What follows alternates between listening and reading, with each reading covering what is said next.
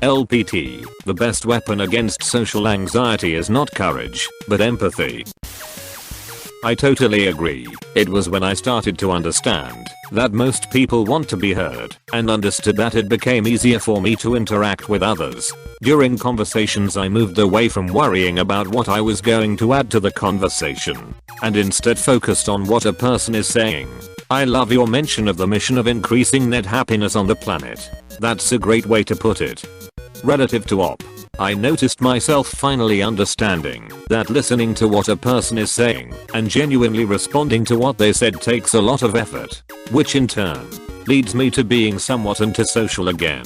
But when I have the energy and put forth the effort of truly listening and empathizing with someone and giving a solid response, the payoff is very much worth the effort put in.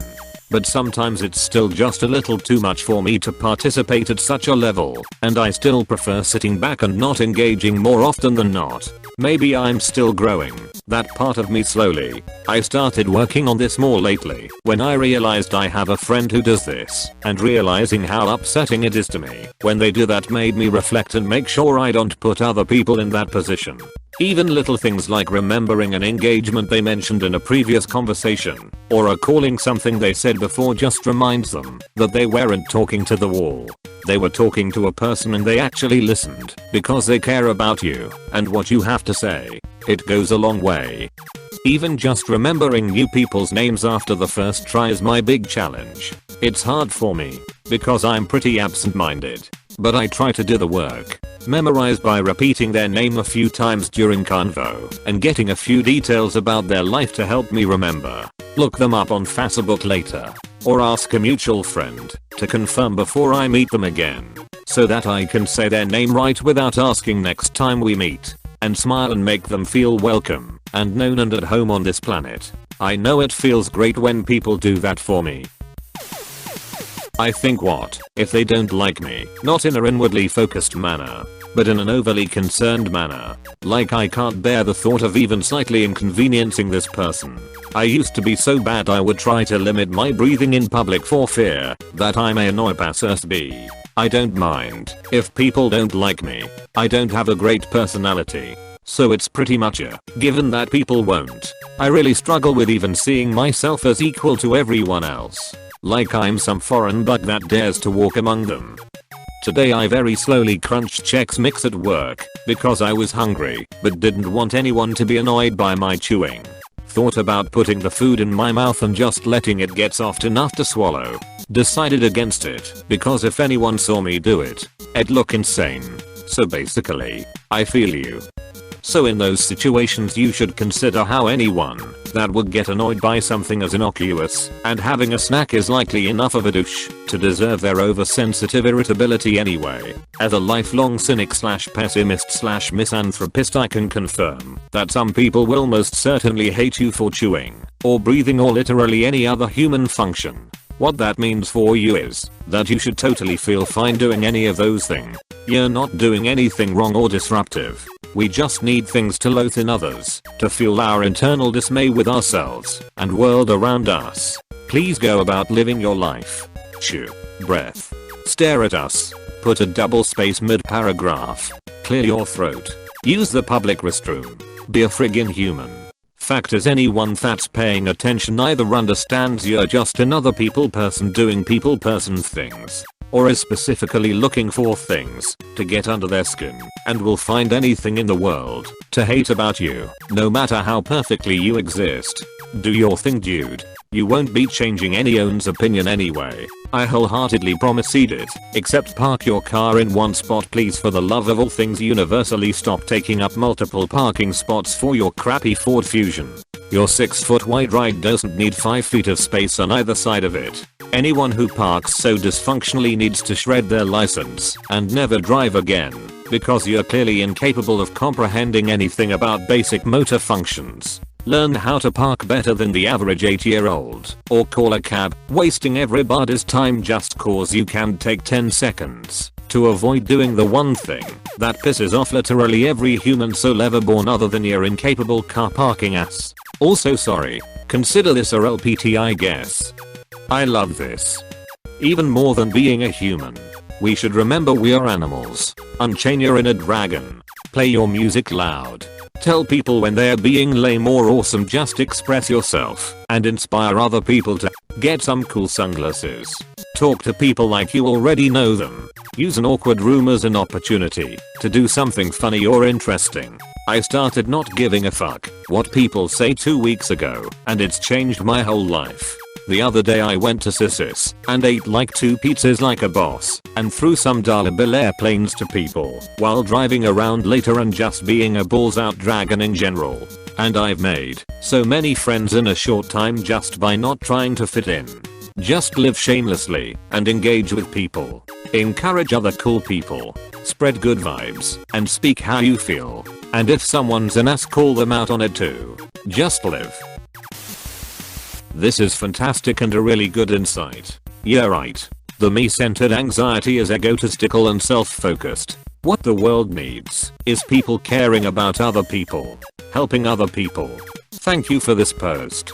This change of thinking actually helped me with interviews actually. Instead of trying to be super outgoing or being confident, I just try to focus on how can I make your day better when it comes to interviews. I don't know how the daily lives of interviewers are, but I often think how many people just kissing up to them or are egotistical to them. So when I go into the interview, I just focus on I want to make a friend today and I hope we can joke around. If I don't get the job, I don't get the job, but that's fine. If I ended up making someone's day during an interview out of the dozen of people that come by who may or may not be genuine, then I'm happy with that. Then I go on my merry way applying to other jobs. Just a second. This head change helped me everywhere. Just wanting to, earnestly, make someone smile or laugh goes a long way. Heard someone say I isn't the best thing in the world to make someone laugh, and it helped me a lot. Really important note, if you're talking about this subject, it's worth distinguishing between discomfort in social situations and social anxiety disorders. This advice could be really helpful to someone who wants to feel more comfortable socially. Not so helpful to someone with a social anxiety disorder, commonly defined by self-esteem issues and lack of self-worth, who could easily read this as you need to be less selfish.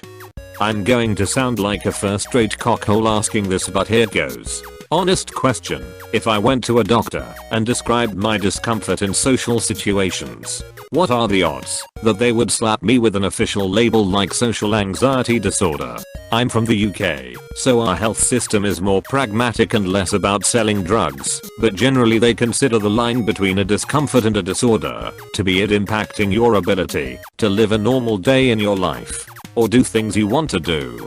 For example, if you can't go outside to go shopping or do most jobs, I find that the best way to describe stuff to a doc is in the context of your ability to function in society. If your illness is preventing you from working, eating, sleeping, etc. Absolutely. I won't claim to be a professional of any sort, so take this with a grain of salt. But my understanding is that the method of officially defining disorders is to determine whether they are at a level of severity that would impair day-to-day functioning. Yes, some doctors are just trying to sell pills, but for the most part, I tend to trust psychiatrists. They are trained medical professionals. If you're willing to put your faith in a GP/family doctor or a surgeon at any hospital, it's worth considering that a psychiatrist is equally well equipped to assess the state of your mental health. Deleted. Thanks, kind friend. But what's HFA? Nearly 17 in a few months, teen here with self-consciousness, social anxiety, and thinking people are judging me or looking at me. Thank again.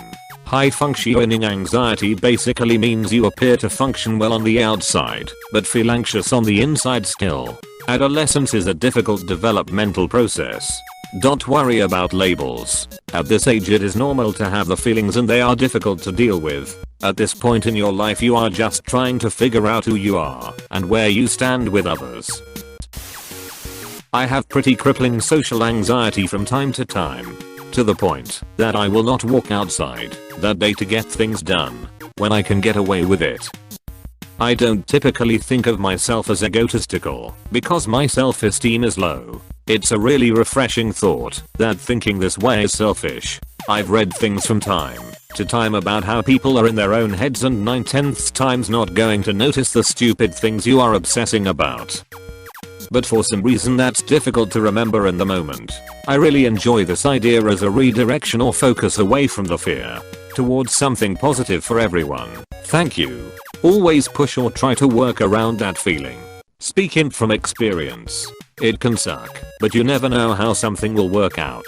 I have been surprised both negatively and positively with daily interactions and activities. Life is so dang nuanced. That said, I'll let myself get too bad and now I'm homeless. It feels good to stain when you get the urge, but everything in moderation. I feel you are not being able to take in a moment like so many can. Not easy. I've gotten to point where it becomes hard to redirect focus. After so long you use it or lose it kinda. In terms of social skills, practice is key. Never give up. This quote has helped me push through anxiety in the best way. You wouldn't worry so much about what others think of you if you realized how seldom they do. At a glance it sounds kind of rude, but to me it just demonstrates how caught up everyone is with themselves rather than me. I think about the last time I noticed someone's shoes in a negative way. Their weight, their hair. Honestly, I couldn't tell you when I last noticed those small things that I remember. I'm sure I take it in, but for the most part in thinking about my hair and my outfit, and what to say, and how does my breath smell, and why can't I see out of my left eye? Oh, my glasses are dirty. No one cares that my socks don't match or my hair needs to be washed, or whatever. If they do notice, it generally makes me more relatable, because we all know what that's like, and within an hour they'll probably have forgotten about it. True. And a certain amount has to be chalked up to not caring quite so much what people may or may not think of you. Seems to happen naturally as you get older and realize you're wasting time on it all. And it's pretty much summed up by those that matter don't mind, and those that mind don't matter. What are the names of the books, please? 1. The Like Switch by Jack Schaefer. 2. Never Split the Difference by Chris Voss. 3. Tribes by Seth Godin. 4. Building a Story Brand by Donald Miller. 5. Contagious, Why Things Catch On by Jonah Berger. Work to be helpful, not friendly. Hold the door doesn't mean you have to hold a convo afterwards. Easy transition from do they appreciate my help to do they appreciate me. Some of my best coworker relationships derive from this. Be prepared to be walked over, people. Right on.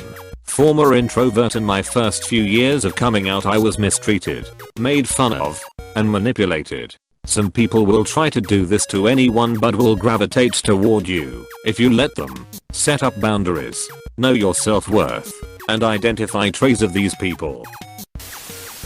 Introversion and anxiety are not the same thing. They are not mutually inclusive. Any specific books you might recommend? How to Win Friends and Influence People is the original gold standard, only slightly dated after nearly 100 years. Can be found for free as well. Thanks.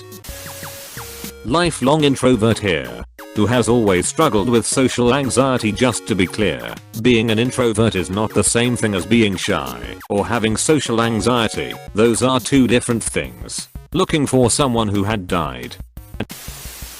I have pretty bad social anxiety and my empathy is off the charts. Turns out it just makes people think I'm a happy extrovert and they get really fucking confused. Glad it's working for you. My thoughts, / not all social anxiety is based around the question, what if they don't like me? Please don't ascribe that mentality to everyone. For many of us, the anxiety comes from a deeply conditioned fear of certain situations. Neither the fear nor the conditioning / traumatic events that caused it are what I would call egotistical. / I can only speak for myself, but I know I'm already highly sensitive to the feelings of those around me. If anything, it is too much empathy that causes me anxiety. I'm possibly too sensitive to recognizing signals that other people don't want to talk to me or are judging me negatively, which, to be sure, does happen.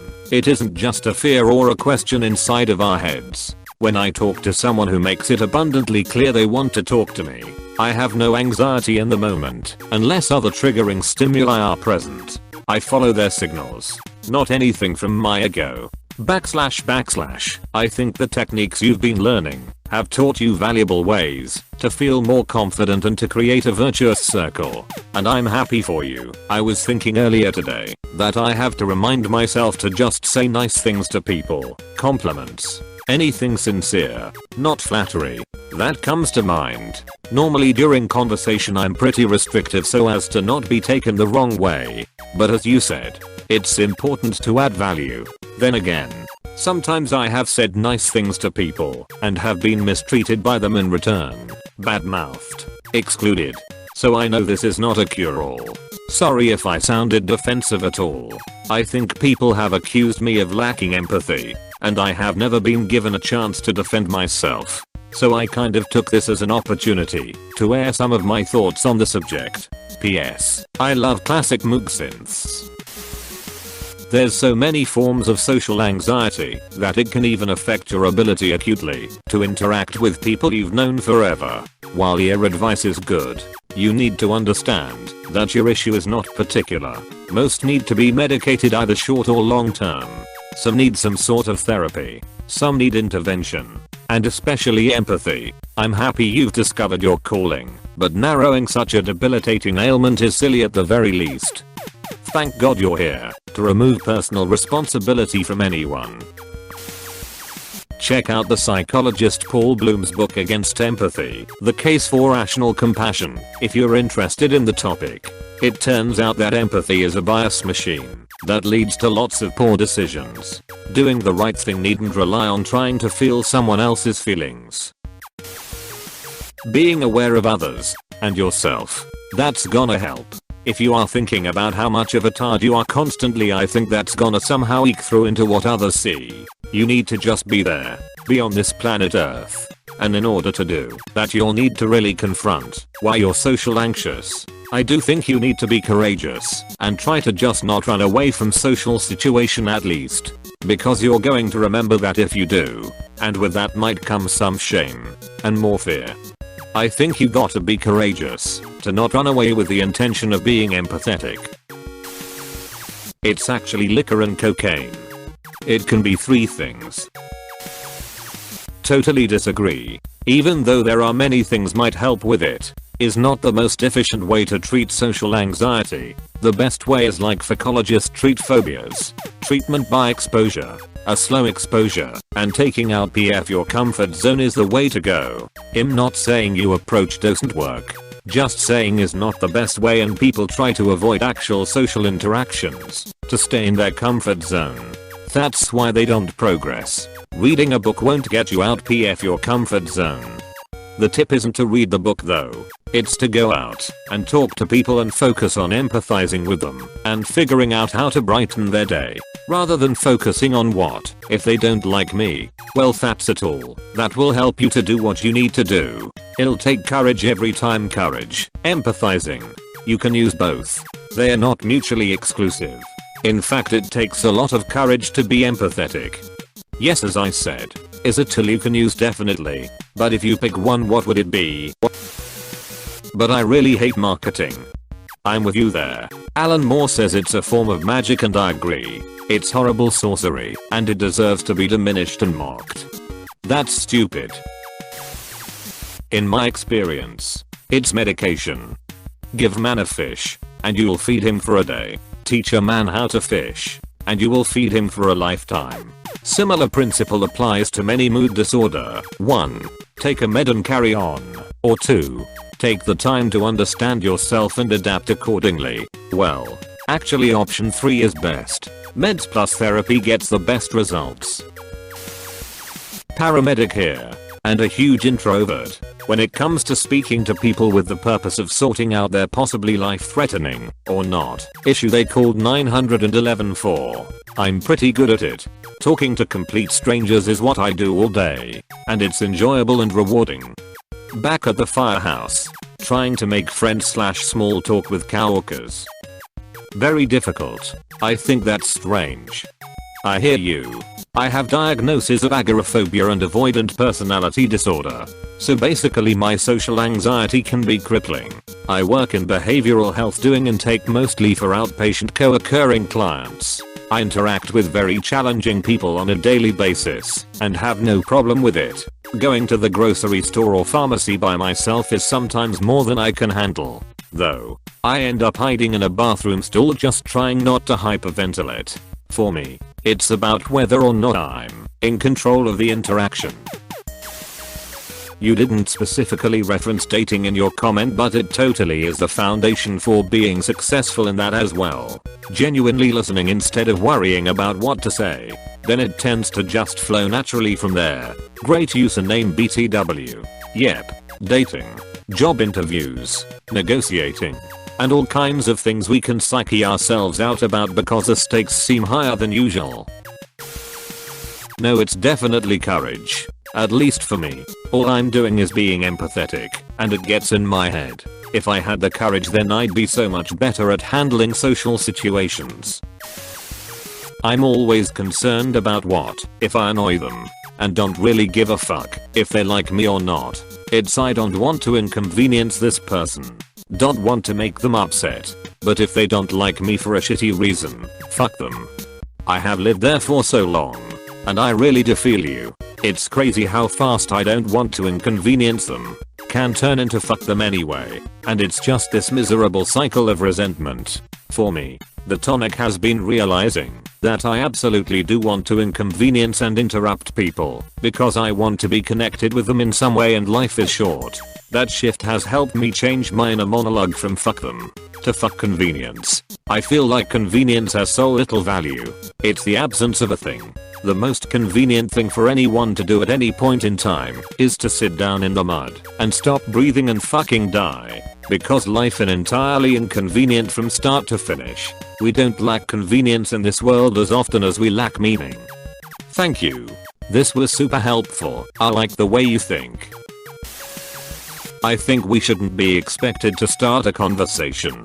Like if you don't want and you're shy, it's okay. Nothing is wrong with you. Not everyone needs to be a credit card MLM networking agent. I hate that people put pressure on others on how they should act. Like it's not like you're harming others for being shy. BTW, I'm not a shy person as part of my job involves talking in front of huge audience. But I get people who can't. It's all good.